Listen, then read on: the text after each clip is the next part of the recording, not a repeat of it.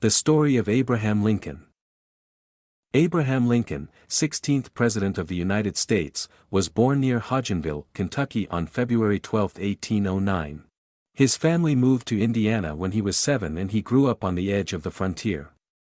He had very little formal education, but read voraciously when not working on his father's farm. A childhood friend later recalled Lincoln's manic intellect, and the sight of him red-eyed and tousle-haired as he pored over books late into the night. In 1828, at the age of 19, he accompanied a produce-laden flatboat down the Mississippi River to New Orleans, Louisiana, his first visit to a large city, and then walked back home. 2 years later, trying to avoid health and finance troubles, Lincoln's father moved to Illinois. After moving away from home, Lincoln co-owned a general store for several years before selling his stake and enlisting as a militia captain defending Illinois in the Black Hawk War of 1832. Black Hawk, a Sauk chief, believed he had been swindled by a recent land deal and sought to resettle his old holdings. Lincoln did not see direct combat during the short conflict, but the sight of corpse-strewn battlefields at Stillman's Run and Kellogg's Grove deeply affected him. As a captain, he developed a reputation for pragmatism and integrity. Once, faced with a rail fence during practice maneuvers and forgetting the parade ground instructions to direct his men over it, he simply ordered them to fall out and reassemble on the other side a minute later. Another time, he stopped his men before they executed a wandering Native American as a spy. Stepping in front of their raised muskets, Lincoln is said to have challenged his men to combat for the terrified native's life. His men stood down. After the war, he studied law and campaigned for a seat on the Illinois state legislature. Although not elected in his first attempt, Lincoln persevered and won the position in 1834, serving as a Whig. Abraham Lincoln met Mary Todd in Springfield, Illinois, where he was practicing as a lawyer. They were married in 1842 over her family's objections and had 4 sons. Only one lived to adulthood. The deep melancholy that pervaded the Lincoln family, with occasional detours into outright madness, is in some ways sourced in their close relationship with death. Lincoln, a self-described prairie lawyer, focused on his all-embracing law practice in the early 1850s after one term in Congress from 1847 to 1849. He joined the new Republican Party, and the ongoing argument over sectionalism, in 1856. A series of heated debates in 1858 with Stephen A. Douglas, the sponsor of the 1854 Kansas-Nebraska Act, over slavery and its place in the United States forged Lincoln into a prominent figure in national politics. Lincoln's anti-slavery platform made him extremely unpopular with Southerners, and his nomination for president in 1860 enraged them. On November 6, 1860, Lincoln won the presidential election without the support of a single Southern state. Talk of secession, bandied about since the 1830s, took on a serious new tone.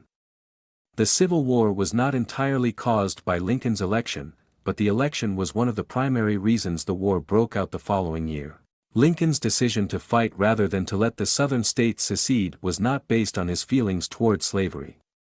Rather, he felt it was his sacred duty as President of the United States to preserve the Union at all costs.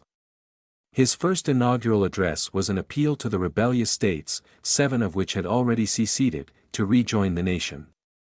His first draft of the speech ended with an ominous message: "Shall it be peace, or the sword?" The Civil War began with the Confederate bombardment of Fort Sumter, South Carolina, on April 12, 1861. Fort Sumter, situated in the Charleston harbor, was a Union outpost in the newly seceded Confederate territory. Lincoln, learning that the fort was running low on food, sent supplies to reinforce the soldiers there. The Southern Navy repulsed the supply convoy. After this repulse, the Southern Navy fired the first shot of the war at Fort Sumter, and the Federal defenders surrendered after a 34-hour-long battle. Throughout the war, Lincoln struggled to find capable generals for his armies. As Commander-in-Chief, he legally held the highest rank in the United States Armed Forces, and he diligently exercised his authority through strategic planning, weapons testing, and the promotion and demotion of officers.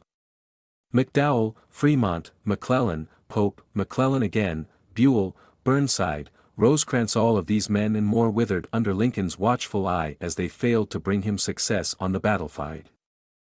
He did not issue his famous Emancipation Proclamation until January 1, 1863, after the Union victory at the Battle of Antietam. The Emancipation Proclamation, which was legally based on the president's right to seize the property of those in rebellion against the state, only freed slaves in southern states where Lincoln's forces had no control.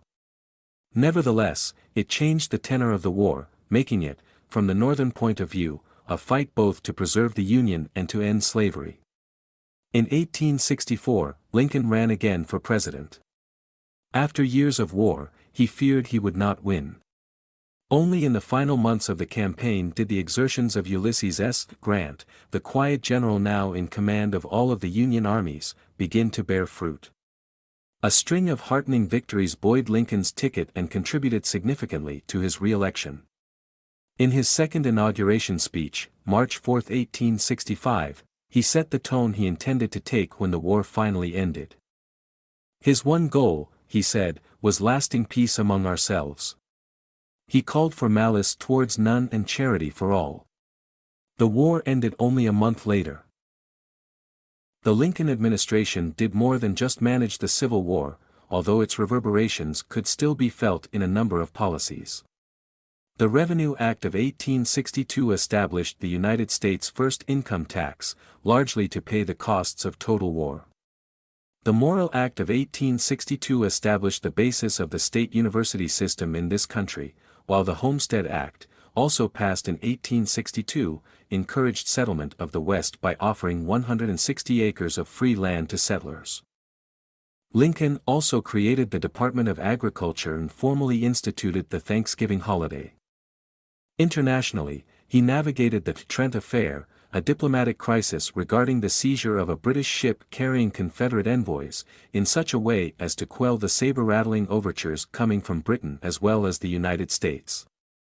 In another spillover from the war, Lincoln restricted the civil liberties of due process and freedom of the press. On April 14, 1865, while attending a play at Ford's Theater in Washington, D.C., Abraham Lincoln was shot by Confederate sympathizer, John Wilkes Booth. The assassination was part of a larger plot to eliminate the Northern government that also left Secretary of State William Seward grievously injured. Lincoln died the following day, and with him the hope of reconstructing the nation without bitterness.